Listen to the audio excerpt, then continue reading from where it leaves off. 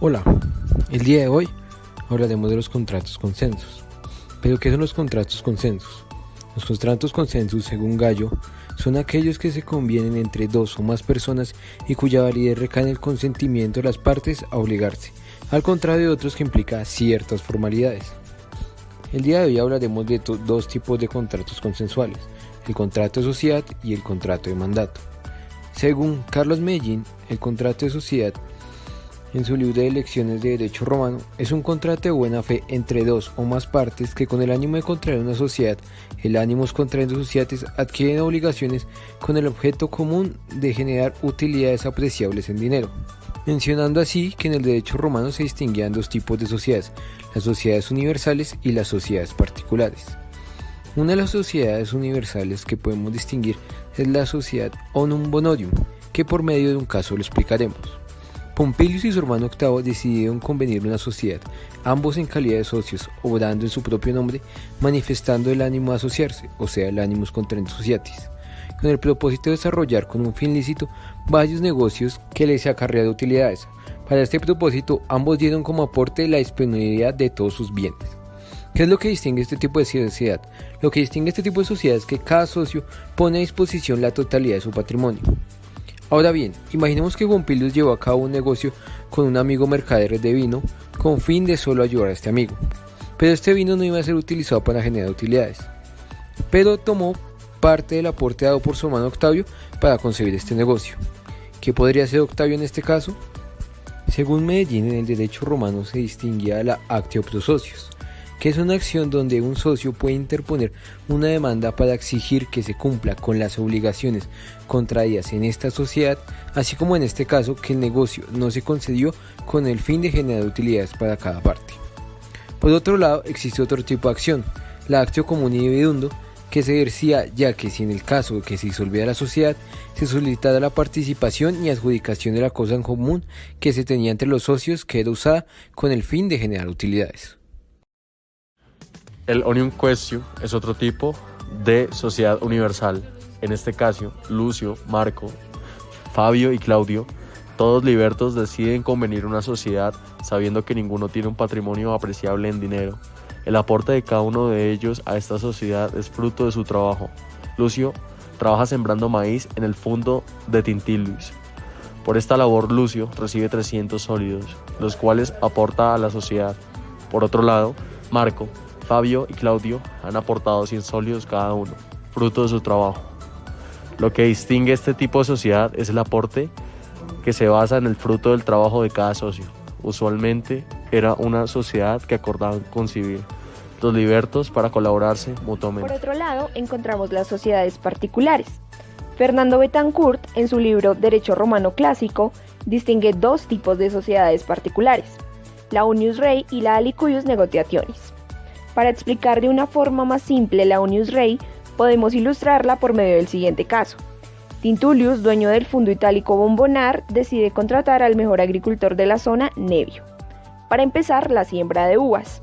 Tintulius y Nevio deciden convenir una sociedad bajo el acuerdo de repartirse las ganancias generadas por la cosecha de uvas.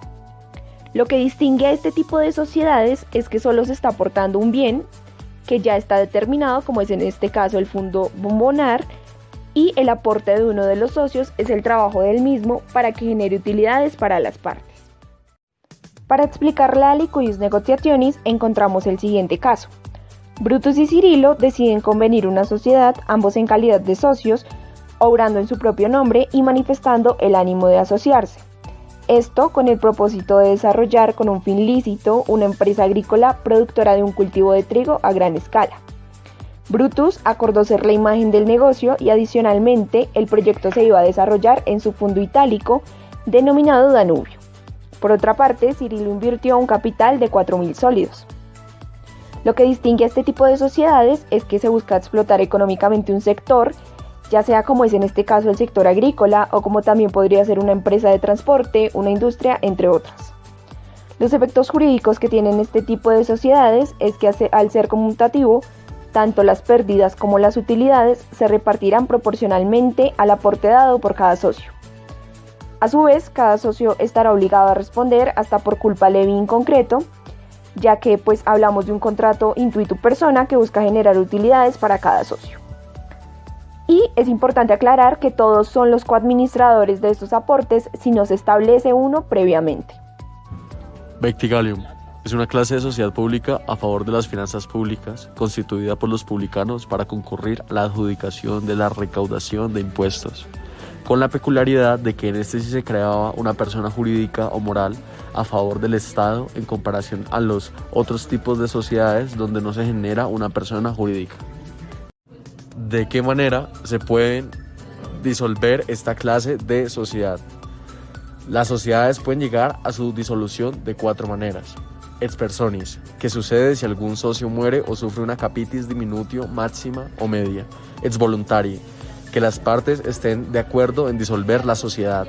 Ex rebus, por la pérdida, quiebra o complicación del fondo ya que los imposibilita a cumplir su fin. Y es como es la mencionada anteriormente al ejercer un actio pro socios, una ex actionis, que siempre terminaba por disolver la sociedad. Contrato de mandato. Es un contrato de buena fe, por el medio del cual un sujeto mandante encarga a un sujeto mandatario una o varias operaciones a realizar de forma gratuita, por las cuales el mandante tuviera interés. En el nacimiento de este contrato genera obligaciones para una sola de las partes, el mandatario. Sin embargo, en algún momento podía llegar a tener obligaciones el mandante. Tiberio, en condición de mandante, encargó a Adriano, en calidad de mandatario, que le comprara cierta cantidad de grano de una determinada localidad. Comprometiéndose Adriano a gestionar el transporte de la mercancía hasta los almacenes de Tiberio, Adriano llevó a cabo la compra con el dinero concedido por Tiberio y dispuso del transporte del trigo en un carro de su propiedad. En este sentido, el mandatario, quien en este caso es Adriano, adquiere obligaciones de cumplir con la gestión encargada, respetando las instrucciones, y en el caso de incumplir debe responder al mandante por los perjuicios, también que rendir cuentas. Sin embargo, en este caso de haber generado perjuicios, las normas deben responder por dolo, culpa grave y hasta por culpa leve in abstracto, ya que en el mandato no le genera utilidades al mandatario o en su defecto a Adriano.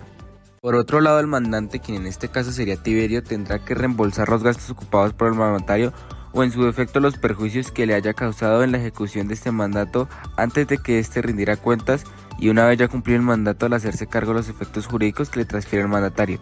Siguiendo con el caso, el trigo llega a los almacenes de Marco y al momento que Adriano estaba rindiendo cuentas con Tiberio, este se dio cuenta que el trigo que trajo Tiberio no era la localidad donde le encomendó que le trajera. Por tal motivo se negó a recibirlo y a pagarle por el gasto de transporte de ellos. Pero entonces, ¿qué puede hacer Tiberio para exigirle que le devolviera el dinero que le dio para la compra de estos y los perjuicios que le trajera Adriano? Para esto interpuso un actio mandati directa, que era la acción que le ponía el mandante en contra del mandatario por el incumplimiento de la obligación más la indemnización de los perjuicios. Pero imaginémonos que el trigo que compró Adriano era de la localidad correcta, pero Tiberio se negó a pagar los gastos por el transporte de Adriano. ¿Qué podría hacer en este caso? En este caso, Adriano podría interponer una actio mandati contraria, que es la acción que interpone el mandatario en contra del mandante por el incumplimiento de las obligaciones que surgen eventualmente frente al mandante. Todo esto como lo dice Carlos Medellín en su libro. Por otro lado, contemplamos que existen otra clase de mandatos, como lo es el mandato de crédito. Este se configura en el derecho romano como una particular forma de garantía personal. Es el mandato de dar en mutuo una suma de dinero a un tercero cumplido el mandato. Es decir, que dado en mutuo el dinero si el mutario no paga, el mandatario, según los principios del mandato, puede dirigirse contra el mandante por el daño sufrido por la insolvencia del mutario. Así, el mandante garantiza la obligación del tercero. Ahora pongamos un ejemplo, en donde encontramos a Marco en calidad de mandante. Este le pide a Ulises, mandatario, que le preste 400 sólidos a Milito, deudor, quien le devolverá este dinero en el plazo de un mes. En este caso, el mandator, que es Marco, queda como garante. Pero, ¿qué pasa si Milito no cumple con la obligación de restituir el dinero? Ulises en este caso podría cobrar a Marco, quien se encuentra en condición de garante, y establecer una demanda en su contra por los perjuicios que le causó el mandato, lo que se llama actio mandati contrario, en donde el mandatario solicita del mandante el reembolso o indemnización por los gastos o pérdidas ocasionados como consecuencia del mandato. Petit E, Derecho Romano, páginas 417 hasta 419. Ya que entendimos esto, pasemos a hablar de la Procurator in Rensa, que aparece como una especie de mandato relacionada con la cesión de un crédito, misma que podía llevarse a cabo haciendo uso de la representación procesal. El mandante cedente le otorga un mandato al mandatario cesionario y le autoriza a cobrar el crédito en su nombre, pero en beneficio del cesionario, cediéndole así el derecho de acción para poder cobrar en juicio aquello que originalmente se le adecuaba al cedente. A través de la denuntatio o de la significatio, el cesionario debería notificar al deudor la cesión de deuda o crédito, por lo que si el deudor pagaba al cedente, dicho pago no tendría efecto liberatorio. Lo anterior para evitar que antes de la litis contestatio, el cedente pudiera cobrar válidamente al deudor, perdonarle la deuda, concederle alguna prórroga o revocar el mandato o cesión del crédito. Para finalizar hablaremos sobre las formas. Pero ahora, ¿cómo se extinguía el mandato? Según lo mencionado por Petit en el libro de Derecho Romano, este acaba naturalmente cuando se realiza el acto encargado por el mandante. Además menciona que las causas que pueden llegar a este se extingan es el mutuo disentimiento, la voluntad del mandante, quien tiene la facultad de revocar el mandato a su gusto, por la voluntad del mandatario, que puede renunciar a cumplir el mandato siempre y cuando no le cause ningún daño al mandante.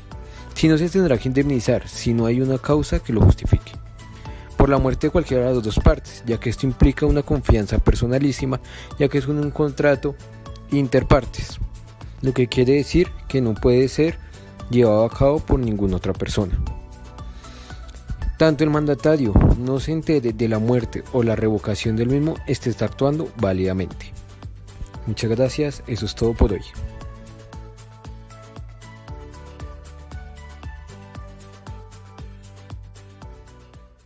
Created using Powtoon.